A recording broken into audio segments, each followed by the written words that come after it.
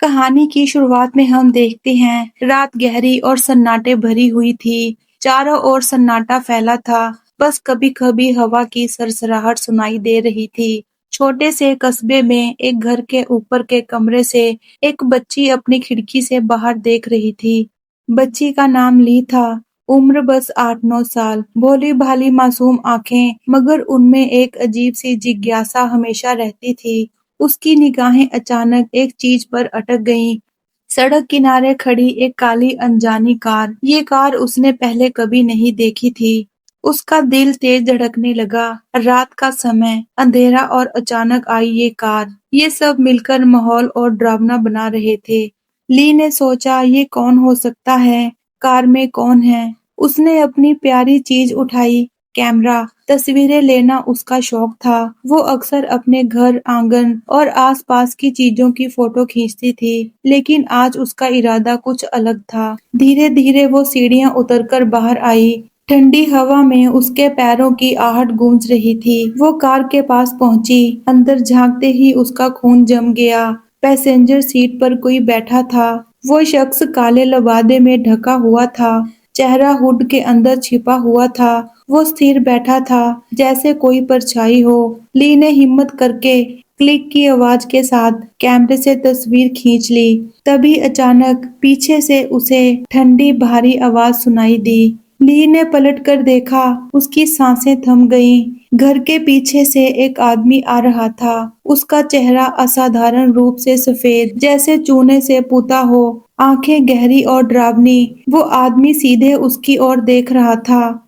ली के होठों पर चीख फूटने ही वाली थी। तभी सीन शिफ्ट होता है। कई साल बीत चुके थे। वही बच्ची अब बड़ी हो चुकी थी। उसका नाम लोग एफबीआई एजेंट ली हॉकर के रूप में जानते थे। कई साल बीत चुके थे। हॉकर बेहद शांत, गंभीर और अलग-थलग रहने वाली महिला थी। उसकी आंखों में हमेशा एक अजीब गहराई रहती थी, मानो वो दूसरों से ज्यादा देख सकती हो।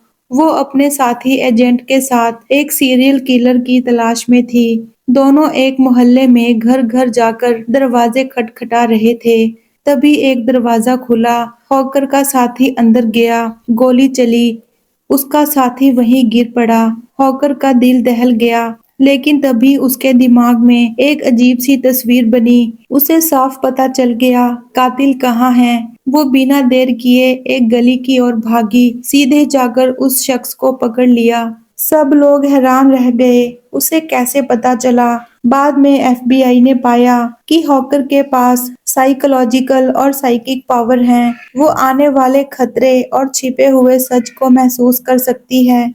एफबीआई ने उसे एक और बड़ा और डरावना केस सौंपा। ये केस था लॉन्ग लेग्स। ये रहस्यमयी हत्यारा पिछले कई सालों से पूरे देश को दहशत में डाल चुका था। वो परिवारों को निशाना बनाता था। हर अपराध स्थल पर एक पत्र मिलता था। सिर्फ एक नाम लिखा होता, लॉन्ग लेग्स। लेकिन किसी और तरह का कोई सबूत नहीं मिलता। ना हथियार, ना फिंगरप्रिंट्स। ये पत्र शैतानी प्रतीकों और रहस्यमयी कोड से भरे रहते थे। हॉकर का नाम था इन पत्रों का राज खोलना। पहले ही दिन की लंबी जांच पड़ताल के बाद हॉकर काफी थकी हुई थी। उसका बॉस और सुपरवाइजर एजेंट कॉर्टर उसे घर छोड़ने आया। घर पर कॉर्टर की पत्नी एना और छोटी बच्ची रूबी थी। रूबी की मासूम मुस्कान देखकर हॉकर का दिल थोड़ी देर के लिए नरम हो गया। एना ने उसे अगले हफ्ते रूबी की बर्थडे पार्टी में आने का इनविटेशन दिया। हॉकर ने मजबूरी में हाँ कर दी। उसी रात हॉकर अकेली घर पर थी। अचानक दरवाजे पर ठक ठक हुई। वो बाहर निकली। सामने अंधेरे धुंधले में एक साया खड़ा था। वो बाहर निकली। हॉकर ने जैसे ही बाहर कदम रखा, वो साया अंदर चला गया। हॉकर अंदर लौटी तो देखा उसकी मेज पर एक लिफाफा रखा है। लिफाफे में था एक बर्थडे कार्ड और उस पर लिखा था फ्रॉम लॉन्ग लेग्स। इस पुराने क्राइम सीन पर जांच करते हुए हॉकर को एक सुराग मिला। पत्र में लिखा था एक्स मार्क्स द स्पॉट। वो फर्श पर बने एक क्रॉस पर पहुंची। जमीन खोदने पर एक गुड़िया निकली। गुड़िया के सिर के अंदर से एक अजीब धातु का गोला मिला। उस गोले का अल्ट्रासाउंड किया गया तो मशीन में से फुसफुसाहट जैसी आवाजें आने लगी। उसी पल हॉकर की साइकिक शक्तियां और तेज हो गईं। हॉकर ने कैरी एन कैमरा से मुलाकात की। वो एकमात्र लड़की थी जो लॉन्ग लेग से किसी अपराध से बची थी। कैरी एन मानसिक अस्पताल में थी और बुरी हालत में थी। उसने बताया उसे जन्मदिन पर लॉन्ग लेग से गुड़िया मिली थी। इसके बाद उसके पिता पागल हो गए और पूरे परिवार की हत्या कर दी। जबकि कैरी एन स्कूल टूर पर थी।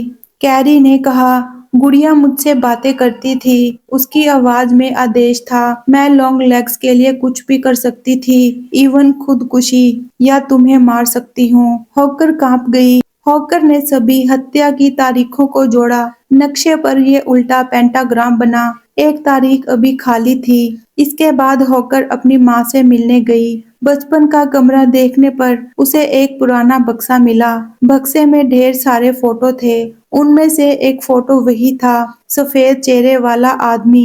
हॉकर को झटका लगा। ये तो वही आदमी था जिसे उसने बचपन में देखा था। इस फोटो से सुराग मिला और एफबीआई ने लॉन्ग लेग्स को पकड़ लिया। जांच के दौरान उसने अपना नाम बताया। उसने अजीब हरकत की। हॉकर को देखकर हैप्पी बर्थडे गाना गाने लगा। पूछताछ में उसने कहा, मैं नीचे वाले आदमी की सेवा करता हूँ, शैतान की। और जब उससे साथियों के बारे में पूछा गया, उसने कहा अपनी माँ से पूछो। फिर उसने टेबल पर अपना सिर पटक कर खुदकुशी कर ली। सच सामने आया, हॉकर वही छोटी लड़की थी। वो अपनी माँ से जवाब मांगने गई। घर पहुंचकर उसने खिड़की से देखा।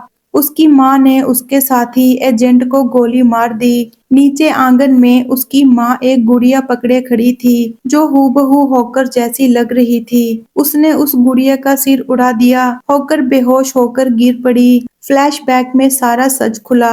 उसकी माँ ही लॉन्ग लेग्स की साथी थी। वो नन बनकर परिवारों को गुड़िया देती थी। बदले में लॉन्ग लेग्स ने उसकी बेटी हॉकर की जान बख्शी थी। बचपन में मिली हॉकर की खुद की गुड़िया ने ही उसे साइकिक शक्तियां दी। लॉन्ग लेग्स उनके घर के बेसमेंट में ही रहता था, इसलिए कहा जाता था द मैन डाउनस्टेयर्स। हॉकर होश में आई तो फोन बज रहा था। एक गहरी आवाज बोली, तुम रूबी की पार्टी के लिए लेट हो। हॉकर ने अपनी माँ के गैराज से लॉन्ग लेग्स की कार चुराई और कार्टर के घर की ओर दौड़ी। वहां पहुंची तो उसने देखा पूरा परिवार गुड़िया के जादू में फंसा हुआ था। एजेंट कार्टर ने अपनी पत्नी की रसोई में हत्या कर दी। हॉकर ने मजबूर होकर कार्टर को गोली मारी ताकि रूबी को बचा सके, लेकिन उसकी माँ अब भी रूबी को मारने के लिए तैयार थी। हॉकर के पास कोई और रास्ता नहीं था। उसे अपनी माँ पर गोली चलानी पड़ी। माँ के मरते ही जादू टूटा।